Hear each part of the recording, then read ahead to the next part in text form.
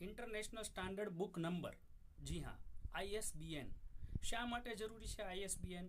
તમારા સંશોધનને આધારે તમે લખેલ પ્રકરણ કોઈ પણ સંપાદક પોતાના પુસ્તકમાં પ્રકાશિત કરવા ઈચ્છતા હોય ત્યારે તમારે એક ખાસ ચેક કરવાનું છે કે પુસ્તક જે પ્રકાશિત થનાર છે તે ISBN નંબર ધરાવે છે કે કેમ.